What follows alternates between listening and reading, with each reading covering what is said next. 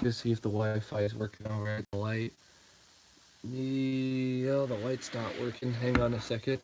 I'm gonna try to get a good view on this. This is Lucas McFarlane. This is the best angle I could do because the light's blocking it. I want to go over all the bracket matchups. That includes the first four right now. So I'm starting from last Tuesday. There was a first four game between 16 seed Buried High Dixon and 16 seed Prairie View A&M. They were in the West region, the Anaheim region. The winner played Gonzaga.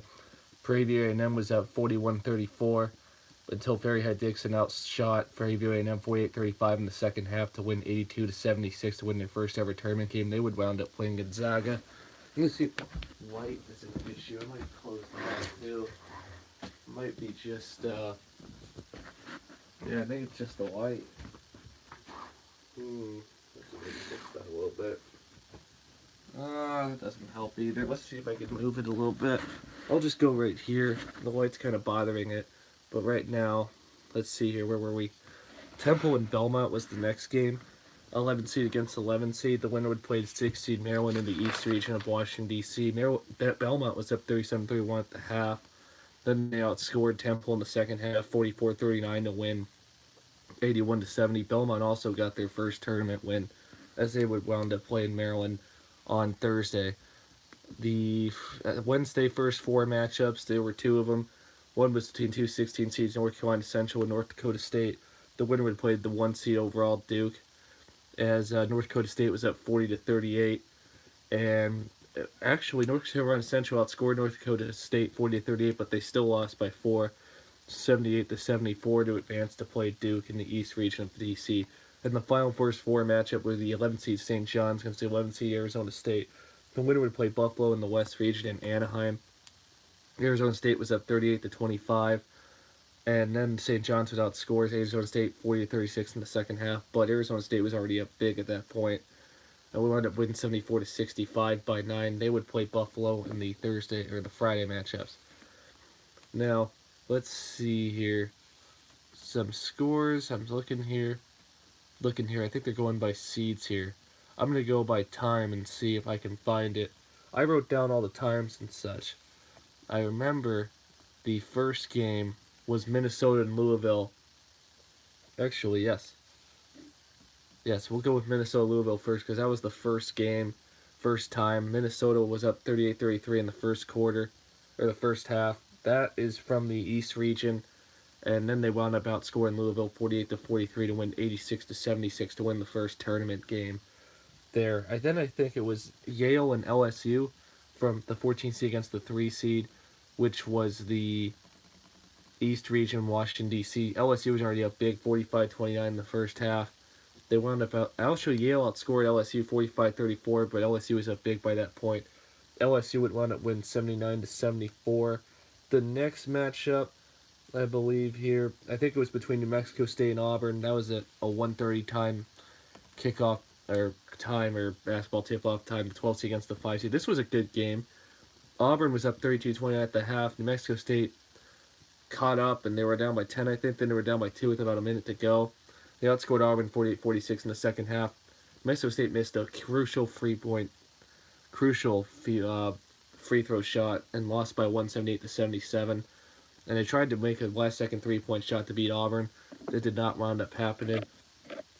Auburn wound up winning 78-77. The third matchup, that was from the Midwest region from Kansas City. The fourth matchup was 13 seed Vermont against 4 seed Florida State. It was tied 27-all at the first half until Florida State pulled away late, 49-42 in the second half, to win 76-69 over Vermont. That was from the West region in Anaheim. The fifth matchup of the day was between Bradley and Michigan State, the 15 seed and the 2 seed. Vermont, Florida State was 13 and 4 seed. This one was a close one. It was 35-34 Bradley at the half, where MSU outscored Bradley 42-30. MSU wound up winning 76-65. And their first matchup, they wound up playing Minnesota in the second round. So Michigan State wound up beating Bradley. In the second matchup, it was between 11 seed Belmont and 6 seed Maryland. Here, I got to go down for a second. I think it's here somewhere. Here we go. This was a close one. Belmont was up 40-34 at the half till Maryland outscored Belmont 45-37. with their defense kind of helping them in the end. Maryland won 79-77 over Belmont. Maryland wound up playing LSU in the East region for Washington, D.C. The other matchup was Northeastern and Kansas. Kansas got one tournament win at least, I think. It was the 13th seed against the 4th seed. That was from the Midwest region. Kansas was up 37-25 at the half. They wound up outscoring Northeastern 50-28. Kansas won 87-53 over Northeastern. And the other matchup from the day shift was the 12 seeded Murray State and the 5 seed Marquette from the West region. The winner would play Florida State. Looking here, Murray State looked great. They were up 42-35 at the half over Marquette. Murray State wound up outscoring Marquette 41-29 in the second half to win 83-64. I'm looking for the Thursday matchup that started at 6:50. Let's see here. I wrote down all my times here on my bracket here, so that's what I'm looking at. I keep track of all the games or so that happened. Oh, here we go. It was between Nevada and Florida. Florida and Nevada, actually, the 10 seed against the 7 seed. Florida outscored Nevada 37-28 in the first half. And then it was a tie for the second half between 33-33, but Florida already was up. And Nevada tried to come back, but they couldn't do it. Florida won 70-61 over Nevada. I'm looking for the 7 o'clock matchup for right now for the Thursday matchup. I don't want to get my times mixed up. It says Villanova at 7:20. I'm looking for another game that started at 7:10. Oh, Albion Christian against Kentucky. That was the Midwest region. Oh, the Florida Nevada one was from the West region in Anaheim. The next one was Albion Christian in Kentucky. That was the Midwest region. 15 seed against the 2 seed. It was a blowout early in the game. Kentucky was up 39-13 at the half. They wound up outscoring Albion Christian 40-31, blowing them out 79-44. Kentucky would move on to the second round. I think the next matchup was the 7:20 matchup between the 11th seed St. Mary's and 6th seed Villanova. That was from the South region for Louisville. Looking here. Yep, this was a close one at the half. St. Mary's up 30-28 at the half till Villanova pulled away and outscored St. Mary's 33-27 to win 61-57. Villanova would wound up getting to the second round. The last Thursday, out of the 4 early games for Saturday, I'm looking here, or the Thursday matchups, my apologies, was Very High Dixon against Gonzaga, the 16th seed against the 1 seed. That was from the West region, Anaheim. So Very High Dixon, 16th seed, 1 seed Gonzaga. Gonzaga was at 53-17 at the half. Wound up outscoring them 34-32 in the second half to win 87-49. They wound up going to the second round. The big Thursday matchups, the first one out of the nightcap was 15 seed Montana and 2 seed Michigan. That was also from the West region. Michigan was up 34-21 in the first half. They wound up outscoring Montana 40-34 in the second half to win 74-55. So Florida would play Michigan in the second round. The next matchup here, I was looking here. Let's see here. That was from Thursday. I lost track. Oh, it was from Seton Hall and Wofford, the 10 seed and the 7 seed. This was a close one, I think, all the way to the end. Let's see here. That was one of the late Thursday matchups. It was 40-30 Wofford in the first half. They wound up outscoring Seton Hall 44-38 in the second half to win 84-68. As Wofford, the 7 seed, would play the 2 seed Kentucky in the Midwest region in Kansas City. The last 2 matchups of the day would be between actually Baylor and Syracuse, the 9th and the 8th seed. I was hoping Syracuse would make a run, but they didn't. The 9th seed and the 8th seed. Baylor was up 38-37 over Syracuse in the first half. Then they outscored them 40-32 in the second half to win 78-69. It was a 3-point shootout until Syracuse couldn't shoot late in the second half. And the last game of the day was between the 14 seed Old Dominion and 3 seed Purdue. That was the Syracuse game from the West region. The Purdue game was from the South region, and they wound up dominating Old Dominion. Purdue's been playing all right the last 2 games. They were up 32-29 in the first half. It was a tie in the second half, 29-29 all, but they wound up winning 61-48 to play Villanova in the second round. And we're not even to the Friday matchups yet. This is Friday, the 22nd. I want to start off with the first matchup, which was between the 10 seed Iowa and the 7 seed Cincinnati. That was from the South region. That was the first matchup of Friday. Cincinnati was up at the half, 36-31, but Iowa outscored them 48-36 in the second half. Iowa won 79-72 over Cincinnati to move to the second round. That was the first Friday matchup that happened. I'm looking for the next Friday matchup that happened. I keep track of my times here. I don't want to be off about it, which was probably a 12:40 game on Friday. Looking here. Oh, here we go. It was between 9 seed Oklahoma and 8 seed Ole Miss. That was also in the South region. Got to go up for that one. Ah, sorry, my mouth's been bothering me the last few days. Hanker sores are a bummer. It doesn't need to happen. Oklahoma was up 50-33 in the first half. They wound up outscoring Ole Miss 45-39 in the second half. Oklahoma won 95-72 over Ole Miss. I think the next one was from the West region, a Friday 1:30 match between the 14 seed Northern Kentucky and the 3 seed Texas Tech. Let's see here. Texas Tech was up 30-26 in the first half. They wound up outscoring Northern Kentucky 42-31 in the second half. Texas Tech won 72-57 over Northern Kentucky. I'm looking for my 2 o'clock matchup from Friday. It'll take me a second. Oh, here we go. It was between 13 seed UC Irvine and 4 seed Kansas State, which was an upset. It was tied 30-30 in the first half till UC Irvine outscored Kansas State 40-34 in the second half to win 70-64. That was also in the South region from Louisville. And then the second half matchups of the day shift, what I call it, started with 15 seed Colgate and the 2 seeded Tennessee. The winner would play Iowa. Tennessee was at 42-30 at the half. Colgate outscored Tennessee in the second half 40-35, but Tennessee wound up winning 77-70 over Colgate. So Iowa would play Tennessee in the next round. The next matchups, the next part of the day shift matchup I was looking here was between 16 seed Gardner Webb, 1 seed Virginia. Gardner Webb was at 36-30 at the half. Do you think Virginia would have the 1 seed vibes from last year when they lost to UMBC? But Virginia outscored Gardner Webb 41-20 in the second half. That's a big difference. Virginia won 71-56 to advance to the second round to play Oklahoma. The next matchup was 11 seed Arizona State and 6 seeded Buffalo. That was from the West region. The Virginia region was the South region. This game was a blowout. It was 44-31 Buffalo in the first half, and they wound up outscoring Arizona State 47-43 in the second half to win 91-74. Bobby Hurley, formerly the coach of Buffalo last year, went to Arizona State this year, so it's kind of ironic.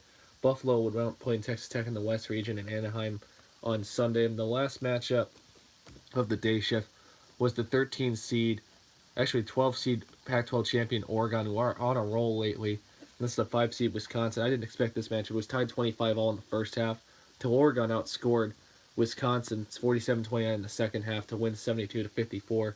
It's a 13 seed UC Irvine and 12 seed Oregon in the South region that would wound up happening. Those matchups were already determined. The Friday matchups, I'm looking for the first 650 matchup on my bracket. I keep track of all the times in order. That's why I'm trying to keep track of it for you. The 650 matchups here, I'm looking here, looking. Were the 9th seed Washington and the 8th seed Utah State from the Midwest region. Washington was up 40-28 at the half until they outscored Utah State 38-33 to win 78-61. Washington would move on to the second round. Oh, my bad. There's something in my mouth. I've been having a little kink sore lately. Hopefully it gets better. Get some salt water on it. Get some rub on it. The next matchup between the 16 seed North Dakota State and the 1 seed Duke. That was from the East region, from the Washington, D.C. region. Duke's only up 31-27 at the half till they wound up outscoring North Dakota State 54-35 to win 85-62. Duke would move on to the next round of that region. The 7:20 matchup on Friday, looking here, was between 14 seed Georgia State and 3 seeded Houston. Houston was up 40-31 at the half. Then they wound up outscoring Georgia State 44-24 in the second half to win 84-55, a 29-point swing. And then finally, with the last matchup of the first half of the second night matchup, so it was the 12 seed Liberty against the 5 seed Mississippi State. This was a close one. Mississippi State was up late in the game until Liberty made a nice little comeback here. It was 37-35 Mississippi State at the half, and then Liberty came back and outscored Mississippi State 45-39 in the second half to win 80-76 for Liberty's first tournament win. They wound up going to the second round. And then the last of the first round nightcap matchups were on Friday night. The first matchup was between 16 seed Iona and 1 seeded North Carolina. That was from the Midwest region. Also, the East region was the Liberty matchup, and the Midwest region was the Houston matchup. This is from the West region matchup. Actually, the Midwest region matchup for Kansas City. Iona was up 38-33 at the half over North Carolina, but North Carolina wound up outscoring Iona 55-35 to win 88-73 to play Washington in the next round. The next matchup I'm looking here, looking, was between 9 seed UCF and 8 seed VCU with Taco Fall. That guy's 7-6. That's unbelievable. 9 seed UCF was up 34-24 in the first half. Then they wound up outscoring VCU 39-34 in the second half to win 73-58. Central Florida won 73-58. They would play Duke in the next round. We'll go over a full bracket for the second round. Then we'll go over the second round matchups. But we're not even done yet. We might go for an hour here as that happened. And then the last two matchups from Friday include 11 seed Ohio State and 6 seeded Iowa State. That was late Friday night, Midwest region, Kansas City. Ohio State was up 26-24 with the Big 12 champions, and they wound up outscoring Iowa State to win 36-35 in a late comeback by Iowa State. But Ohio State wound up holding off Iowa State 62-59 to play Houston in the Midwest region of the next round. And then finally, the last matchup of the first round was between 13 seed St. Louis and the 4-seeded Virginia Tech,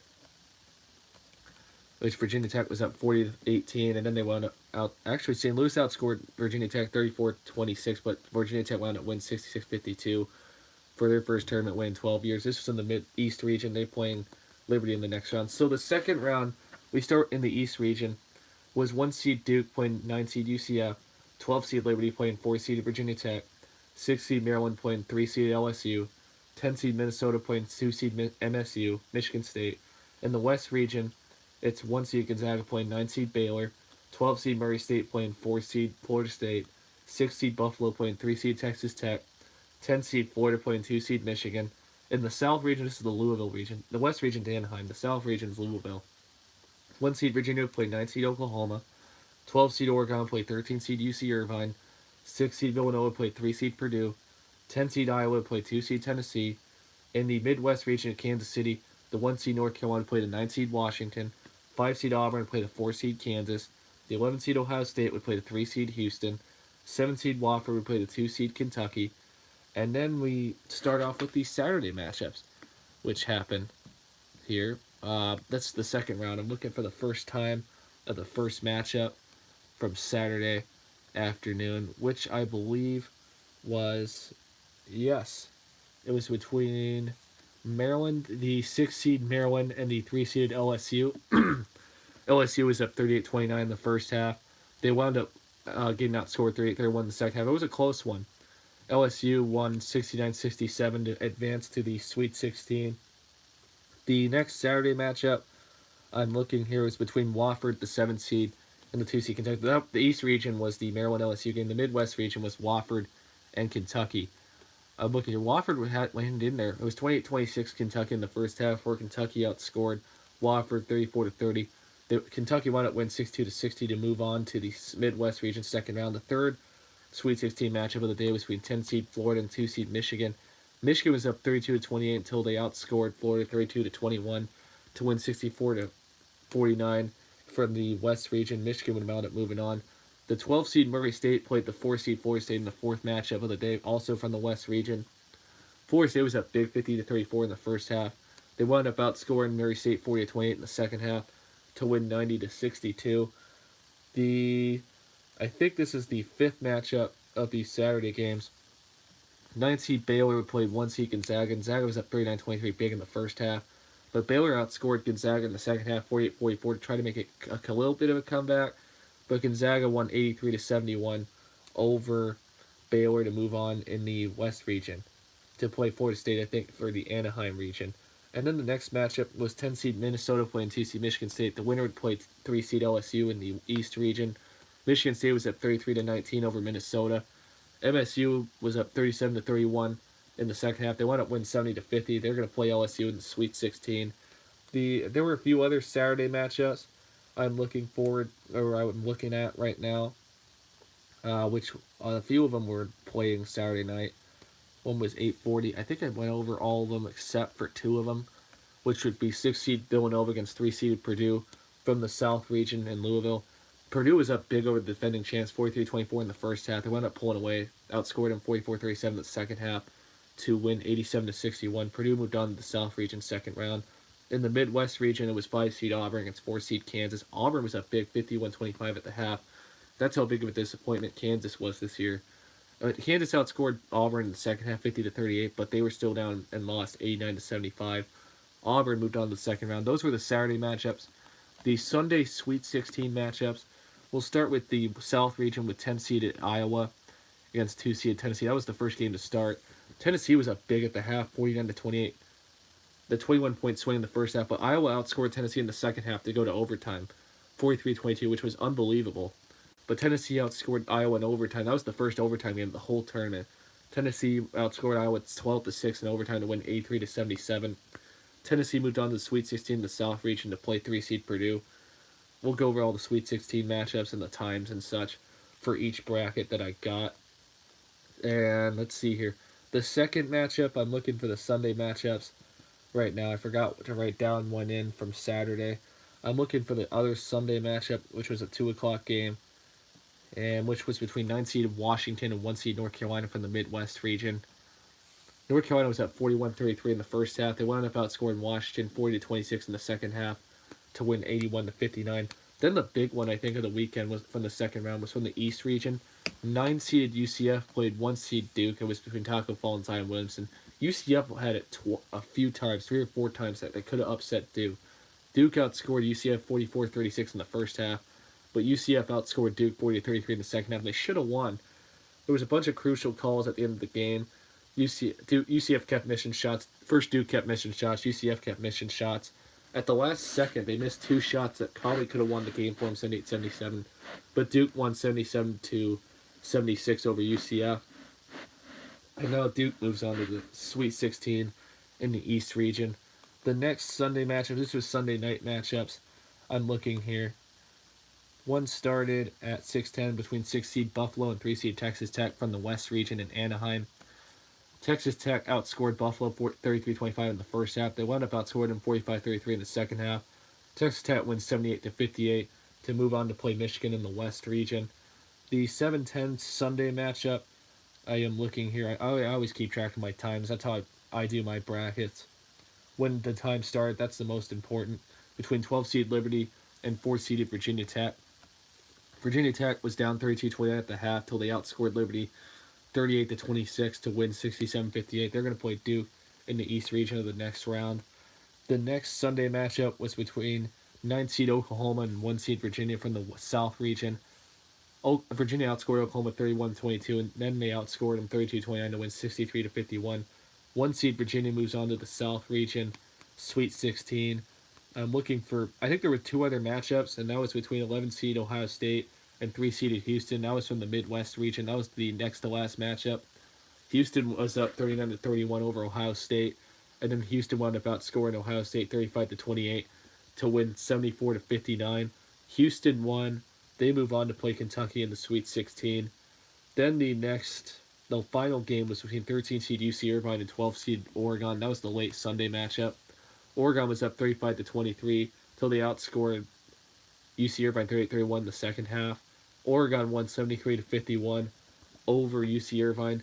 So here are all the Sweet 16 matchups based on brackets. Then I'm going to do my times when they start and what channel they're on. From the East region, it's 1 seeded Duke playing 4 seeded Virginia Tech, and they're playing in Washington D.C.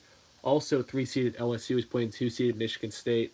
In the West region in Anaheim, the 1 seed Gonzaga are playing the 4 seed Florida State.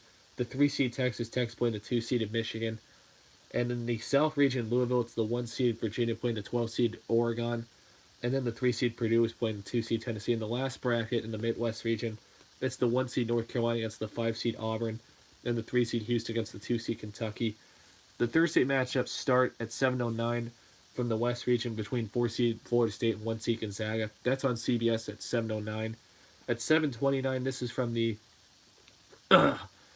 excuse me, my apologies, the South region, which is 3 seed Purdue and 2 seed Tennessee at 7:29 on TBS. Then the nightcap at 9:39 on CBS. 3 seeded Texas Tech playing 2 seeded Michigan at 9:39. That is on CBS in the West region. Finally, the South region, the 12 seed Oregon's playing the 1 seeded Virginia in the South region at 9:59 on TBS. The Friday matchups on the 29th. One's between, at 7:09, it's the 3 seeded LSU against the 2 seed Michigan State in the East region. That's on CBS. At 7:29, it's the 5 seed Auburn against the 1 seed North Carolina on TBS. Then the nightcap, it's the 4 seed Virginia Tech against the 1 seed Duke in the East region at 9:39 on CBS.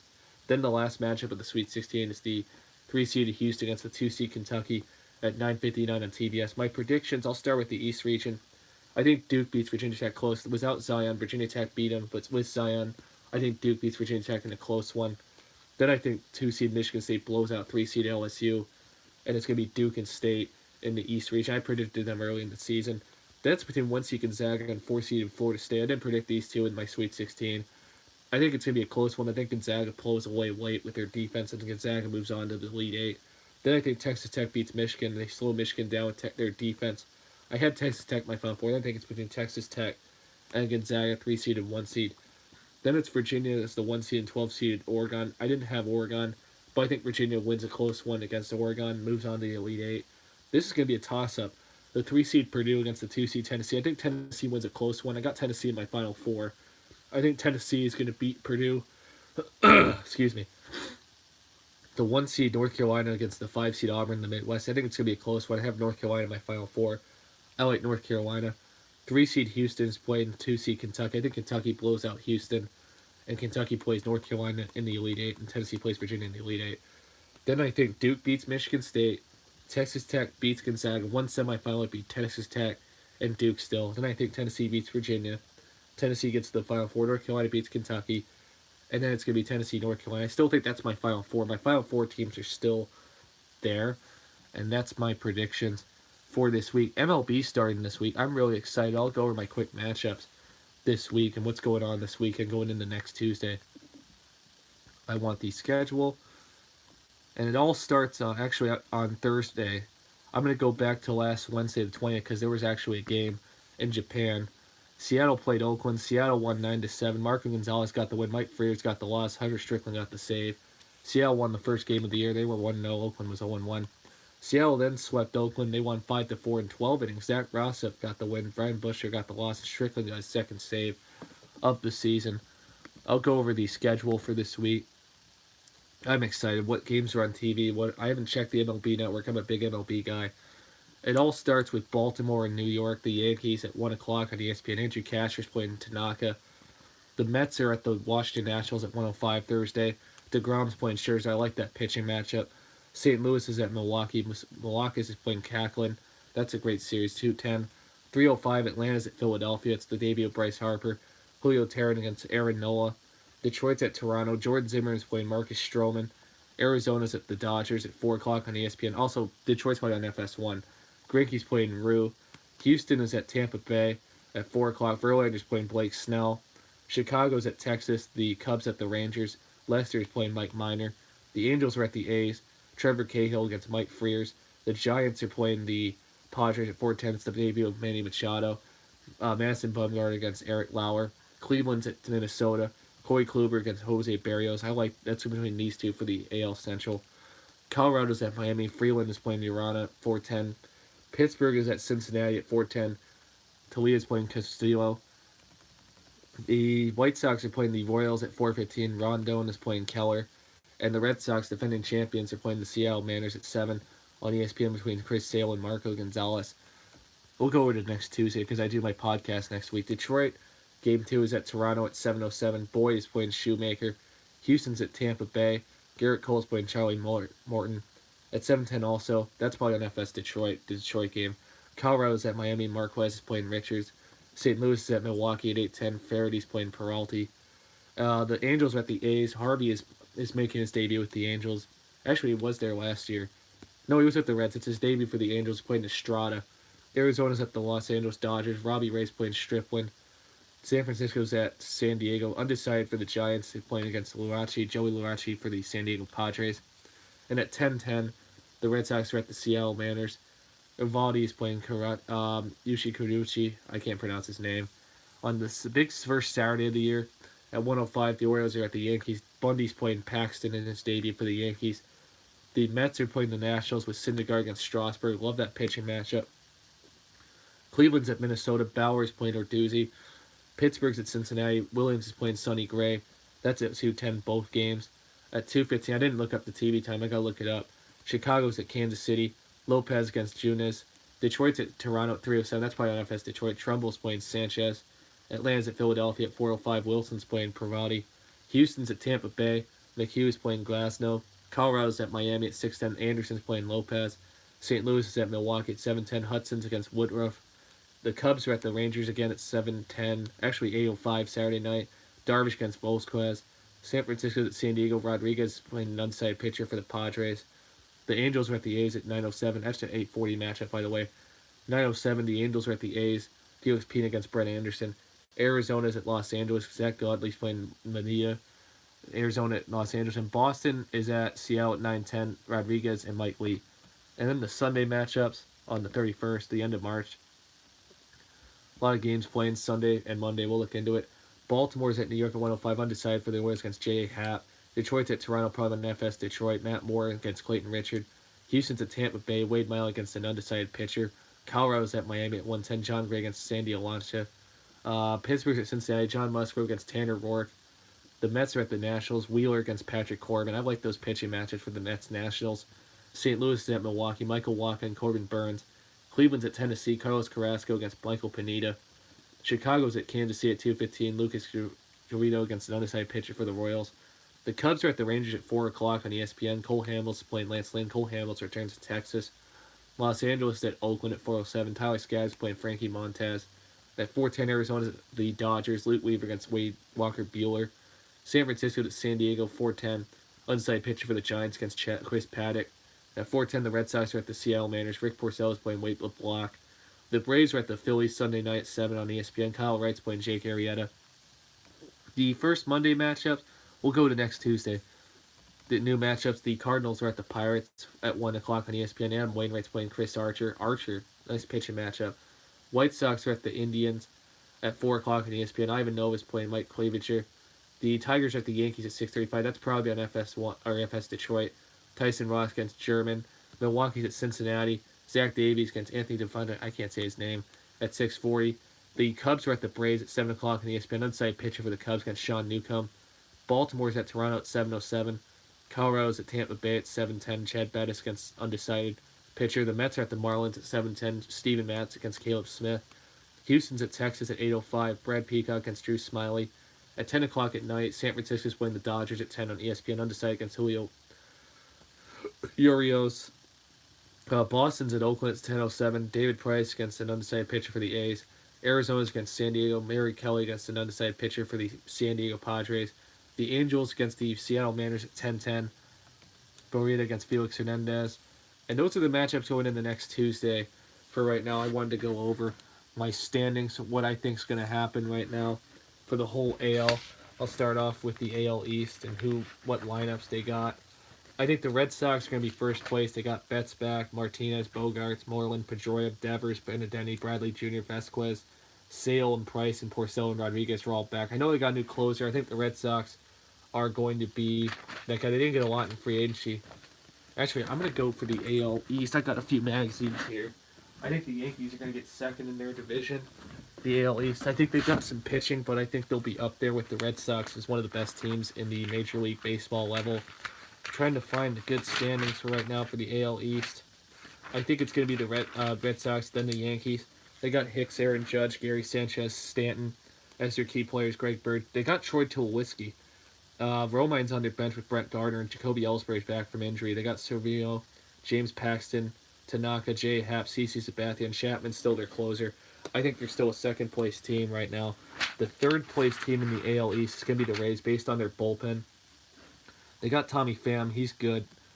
Diaz, Austin Meadows, Matt Duffy. That's all they got that I know. Daniel Robinson on the bench is key. Blake Snell won the Cy Young last year. Charlie Morton is key as well. And Tyler Glasnow. Their bullpen, they got Jose Avano. And the Rays have a good bullpen right now. They're going to be a third-place team. The fourth-place team is going to be the Blue Jays. I'm looking out for the debut of Vladimir Guerrero Jr. at third base for the Blue Jays. They don't have a lot of talent. Russell Martin, Kevin Pillar, and Justin Smoke, and Kendrys Morales is still there. Not a lot of people on their bench. They got Stroman, Aaron Sanchez, and Ken Giles as their closer. I'm looking for acquisitions for right now. They don't have the acquisitions. And the last place team in the AL East is going to be the Baltimore Orioles. Looking here, they don't have a lot. All they got is Chris Davis as their hitting lineup, and Jonathan Villar and Mark Trumbo, but that's all they got. And Dylan Bundy and Alex Cobb, that's all they got for pitching. Michael Givens. Baltimore's on a rebuilding year for 5th place. In the AL Central, I think it's going to be the Indians. They just got Carlos Gonzalez free agency, but they just got a lot of talent. Francisco Lindor, Jason Kipnis, Jose Ramirez, Jake Bowers, Carlos Santana. Oh man, they got a lot of talent. Lenos Martin's off the bench. Their pitching's always great. Corey Kluber, Carlos Carrasco, Trevor Bauer, Mike Clevenger, Brad Hand still their closer. Indians are going to be good this year. It's going to be close. It's between them and the Twins. The Twins got a lot of talent. They got Marwin Gonzalez and Nelson Cruz. It doesn't say Marwin Gonzalez on here. They got Byron Buxton, Jason Castro, C.J. Cron. They're pitching Jose Barrios and Kyle Gibson, Jake Reduzi, Michael Pineda. I like the Twins pitching this year. I think they're going to be underrated. Trevor Mays, their closer. I think they're going to be a second place team. I do think, I'm looking here, I do think it's going to be a dogfight for the third place. All the teams are going to be bad. I think the Royals are going to get third place right now. They got Salvador Perez has injury right now, but they got Billy Hamilton, Whit Merrifield, and Alex Gordon, Jorge Soler. Danny Duffy's their pitcher, Brad Kelly, Jacob Junis, and Willie Peralta and Kevin McCarthy are their close. I think the Royals are going to be a third place team in this division, and the Tigers I think are going to be fourth place. They're going to make an improvement, but they don't have a lot of talent right now. All they got is Nicholas Castellanos and Miguel Cabrera, Jacoby Jones, Jordy Mercer, John Hicks, Nico Goodrum. They got some Pirate talent, but that's all they got. Michael Fulmer, Jordan Zimmerman, Matthew Boyd, and Daniel Norris will carry their own. Shane Green and Joe Jimenez for the Tigers. The White Sox missed out on a bunch. I think they're going to have a rebuilding year. They got Abreu and Yonder Alonso and Tim Anderson. I think they got another guy. They got James McCann too, but that's all they got for the White Sox. They got Rondon, Nova, but they don't have a lot of pitching and talent. I think the White Sox are last place team in fifth place. The AL West, I think the Astros are going to repeat as champions there for the AL West. They got Springer and Bregman, Altuve, Corolla, Brantley, Josh Reddick. They got a lot of talent. And they got Verlander, Cole, and McHugh, and Osana as their closer. They're going to be good. And Hector Rondon. The Astros are going to be a first place team. The Angels, they got the new manager and such. They got just signed Trout to a big deal. They got Troy Calhoun, Justin Upton, Albert Pujols, Ohtani, Simmons, Luke Roy, Kozar. I like their lineup. They're going to be a good second place team. Listel is on the bench. They got Tyler Skaggs, Andrew Heaney, Matt Harvey, Trevor Cahill, Jamie Barara. I like their pitching. The Angels are going to be a second place team for sure. I think it's between them and the Twins for a spot, for the wild card spot. The A's are my third place team right now. I know they got some talent back. They got Simeon, Piscotty, Chris Davis, Matt Chapman, Profar. The Mets are. The A's are going to be a third place team. They got Frears.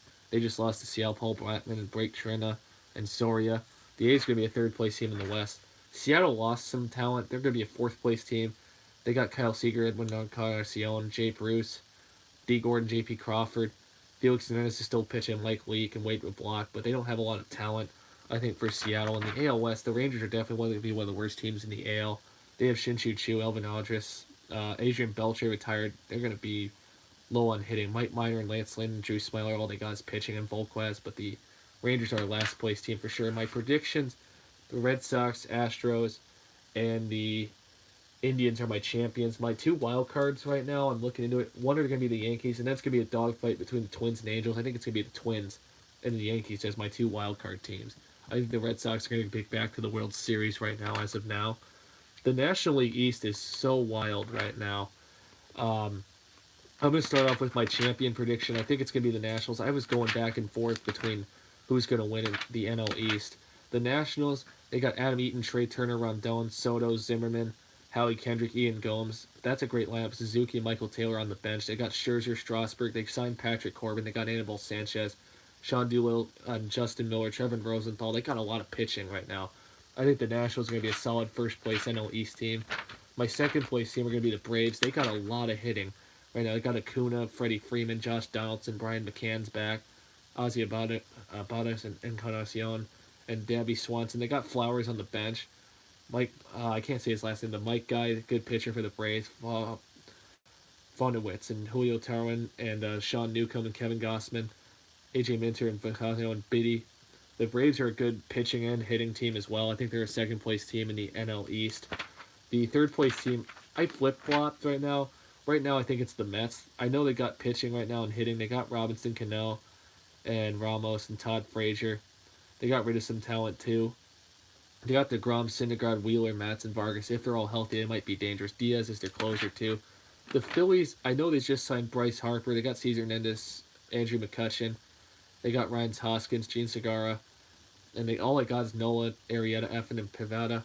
for the Phillies as closers. I think they're going to be a fourth place team. It's a rebuild year. Harper came in late in the year. And one of the worst teams in the NL, maybe the league, are going to be the Miami Marlins. They only got Starlin Castro and JT Romero and Martin Prado, and that's it. They don't have a lot of pitching off the bench against Arana and Straley. But the Marlins right now, and Trevor Richards. But Miami's not good. They're going to be a fifth place team, one of the worst teams in the league right now. They keep updating their roster. In the NL Central, I'm looking here. I don't know who's going to win this one. The Cubs, Brewers, or Cardinals. I think the Reds and Pirates, fourth place team. But I think the Cubs are going to be a first place team. It's going to be another tight division.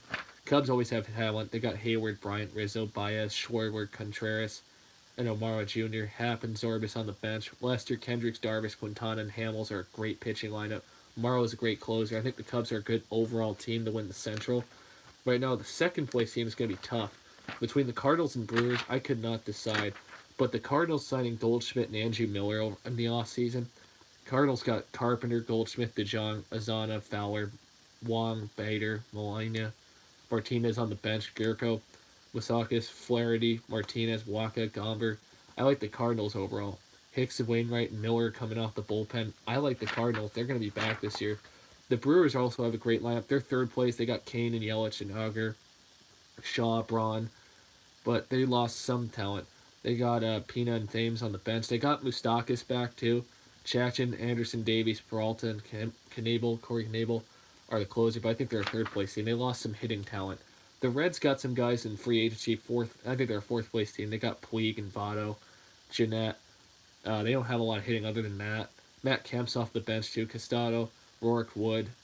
The Reds, Iglesias. They don't have a lot of pitching and talent. They're going to be a fourth place team in my eyes. And the last is going to be the Pittsburgh Pirates. They lost a lot of talent. They got Dickerson, Marte, Frazier, and Cervelli.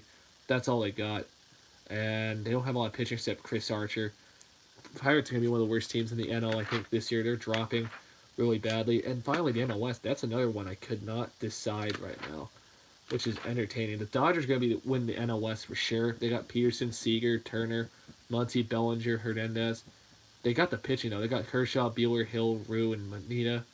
And Buehler, that's awesome. Jansen, Joe Kelly, it's their pitching I like. The Dodgers are going to be great this year. I don't know if they'll get to the World Series. The Rockies are a key second place team just because they got Daniel Murphy and Blackman, Desmond, and Nolan, and Trevor Story, and Chris Anetta, and a good bench, and Freeland, Vasquez, and Gray, and Anderson. I like their pitching too, and their closer, Wade Davis. Third place team, I think it's going to be the Diamondbacks. They got Marte, David Peralta, Jake Lamb. They lost Goldschmidt. Avila's off the bench too. They got Greinke, Rob Ray, though. They got a good pitching lineup, and Archie Bradley is their closer. That's a second place team. Or third place team, my bad. Fourth are going to be the Padres. They got Manny Machado in free agency. They got Ian Kinsler in free agency. They got Eric Hosmer and Will Myers. They got a lot of talent coming up, but they need another year right now. They don't have a lot of pitching. The Padres are a fourth place team in my eyes. The Giants are a key fifth place team. They're going to be last. They're in a rebuilding year. All they got is Belt and Posey and Longoria, and that's in panic. They lost a bunch of people. They got Bumgarner, but they're rebuilding right now. They don't have a lot of bullpen talent.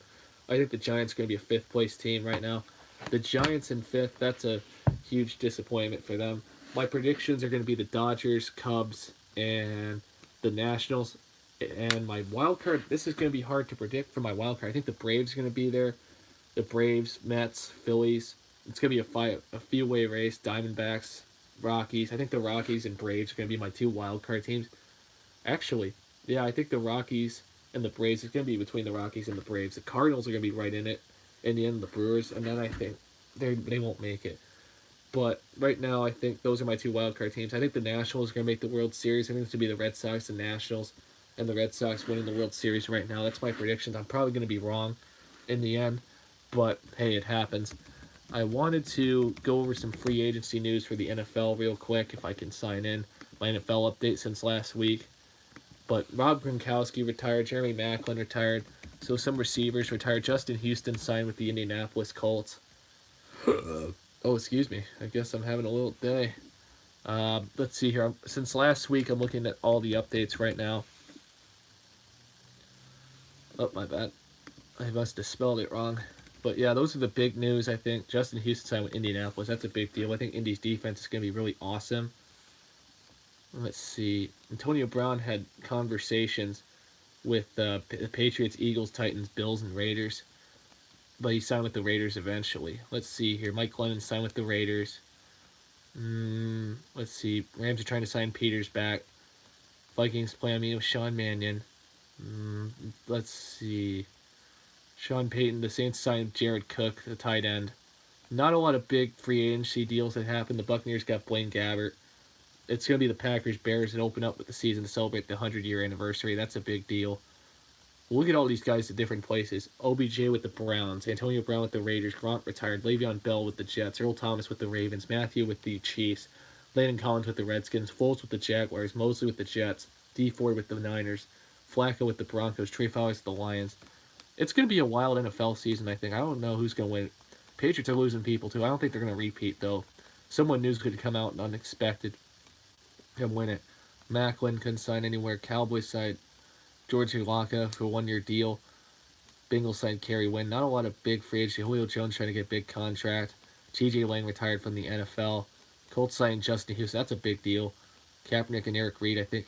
Kaepernick's still on the market. Logan Thomas, the Lions signed him. Lions are getting a bunch of offensive players. Look out. They keep signing people. And Elvin Lawson, the Raiders got. Let's see. Your Jets are signing Trevor Siemian, a backup quarterback. Let's see. Colts got re-signed Clayton Guthers. A.J. McCarron are signed with the Texans, a backup for the... He's a backup now for the Texans. I can't wait for the NFL draft to happen. It's not even over yet. Eric Berry's still on the free agent market. The Cowboys got Randall Cobb. I like Dallas. I didn't think a lot of them, but they got Randall Cobb. They got Amari Cooper. They got Jason Witten. They got Tavon Austin.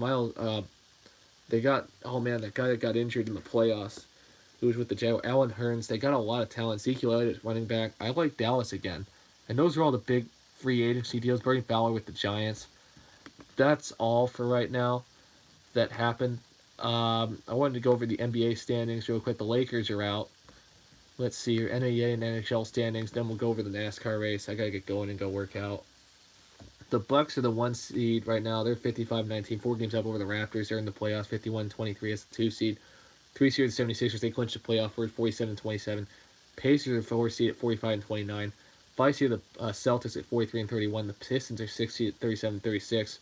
7 seed are the Nets 38-37. The Heat are 38-6-37. The only 3 teams that are in right now still winning are the 36-38 Magic, 34-39 Hornets, and the 30-44 Wizards. It eliminated 26-48 Hawks, 21-53 Bulls, 19-55 Cavaliers, 14-16 Knicks. If the playoffs started today, it'd be the Heat and the Bucks, 8 and 1 seed, 5 seed Celtics against the 4 seed Pacers, 3 seed Pistons against the 6 seed Pistons against the 3 seed 76ers, 7 seed Nets against the 2 seed Raptors. And the Western Conference, the Warriors up by a game over the Nuggets at 50-23, 49-23 the Nuggets. Rockets are coming at 3.5 games back, 47-27. Blazers are 46-27. They all clinch playoff berths. The Jazz are 44-30. Tied with the Clippers at 44-3. The Spurs are 43-31. The Thunder are slipping at 43-31 as the 8th seed. The only team that's still in consideration, but 7.5 games out, are the Kings at 36-37. Everyone else is eliminated. The Timberwolves 33-40. Lakers at 32-41. Pelicans at 31-44. 30-44 the Grizzlies. Mavericks at 29-44. Suns are 17-58. The playoffs started today. It'd be the 1 seed Warriors playing 8 seed Thunder, 5 seed Jazz against the 4 seed Blazers, 6 seed Clippers against the 3 seed Rockets, and the 7 seed Spurs against the 2 seed Nuggets. Right now, let's see the schedule for tonight. It's the Spurs and the Charlotte at 7, Boston at Cleveland at 7, Orlando at Miami at 7, Chicago at 7:30, Chicago at Toronto at 7:30, Houston at Milwaukee at 8 on TNT, Clippers at the Timberwolves at 8. Atlanta at New Orleans at 8, 8:30 Sacramento at Dallas at 9, Detroit at Denver. That's probably on FS Detroit. And Washington at the Lakers at 10:30. And now the NHL standings. Wanted to go over that really quick. Then we'll go over the NASCAR standings. McGregor's going to retire from the... Yes, I think he's going to retire from the MMA. There's an assault case maybe pending against him. Tonight's matchups, Carolina's at Washington, 7 NBC Sports Network. New York's at Columbus. Florida's at Montreal. Buffalo's at Ottawa. Los Angeles at Edmonton, Anaheim is at Vancouver, and Chicago is at Arizona. Now, I'm looking here for right now. Let's see here, the NHL standings for right now. Let's see here. In the Eastern Conference, Atlanta, the Lightning have a playoff record at 59-14. The Bruins are also in at 46-21. Maple Leafs are 45-25 in third. Canadiens are 40-28 fourth. Panthers are 33-31 fifth. Eliminated the Sabres. They fell off really bad. 31-35. They started out the year really good. Red Wings are 28-38. They're eliminated. Senators are last in the Atlantic Conference at 26-43. The Metropolitan, no one's clinched yet. The Capitals are 44-24. Islanders 44-25. Penguins are 42-24. Hurricanes are 42-26. Blue Jackets are 41-30. Flyers are 36-32. Eliminated are the Rangers at 29-33, and the Devils at 29-39. The Western Conference Central, the Jets are 45-27. They clinched a spot. Predators are 43-28. Blues are out there at 41-27. Stars are 39-31 fourth. Avalanche are 34-30, 29 fifth. Wild are 35-33 and sixth. The Blackhawks 35-32 and seventh. And in the Pacific, the Flames are 47-22. The Sharks are 43-24 tied. They both have a playoff berth. They're not tied. The Knights are 42-28 third. Coyotes are 36-33 and fourth. Oilers here 33-34 and fifth. Canucks are 32-34 and sixth. Ducks are 31-36 and seventh. And the Kings are 28-39. They are out of it.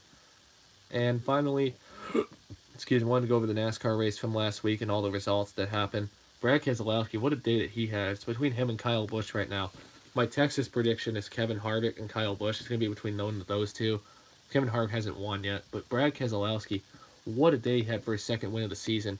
He started third, won the race. He went 446 laps. The only challenge he had was second place Chase Elliott. He started 8th, led 49 laps. Kyle Busch started 14th, finished third. Ryan Blaney started 18th, finished fourth.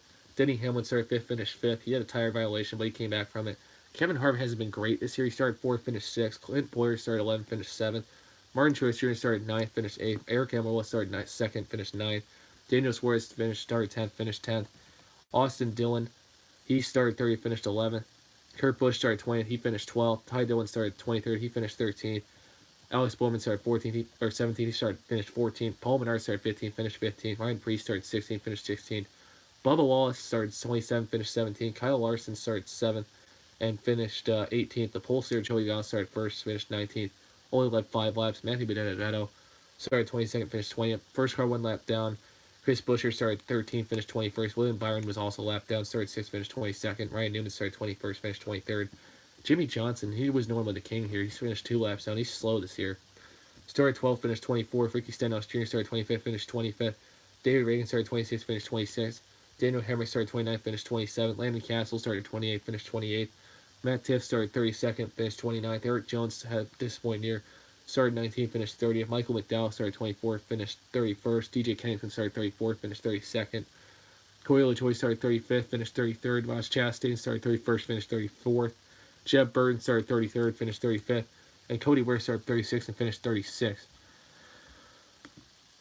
The NASCAR standings right now, I think it's between Kyle Busch and Brad Keselowski. They both have 2 wins. They're 1st and 2nd. Kyle Busch still has 6 top 10s and 6 races. That's unbelievable. Denny Hamlin and Joey Logano still have wins. They're 3rd and 4th. Kevin Harvick's 5th. Ryan Blaney 6th. These guys have no wins. Eric Almirola 7th. Martin Truex Jr. 8th. Chase Elliott 9th. Kurt Busch 10th. Kyle Larson 11th. Eric Jones 12th. Clint Bowyer 13th. Ricky Stenhouse Jr. 14th. Jimmie Johnson 15th. Daniel Suarez 16th. Right outside the cut line are Alex Bowman, Austin Dillon, Ryan Newman, Paul Menard 17th through 20th. William Byron, Chris Buescher, Ty Dillon, Matthew Benedetto, Ryan Pierce, David Reagan, Bubba Wallace, Daniel Hemrick, Michael McDowell, and Corey LaJoie. Not a lot of big drivers this year. Next week we will go over.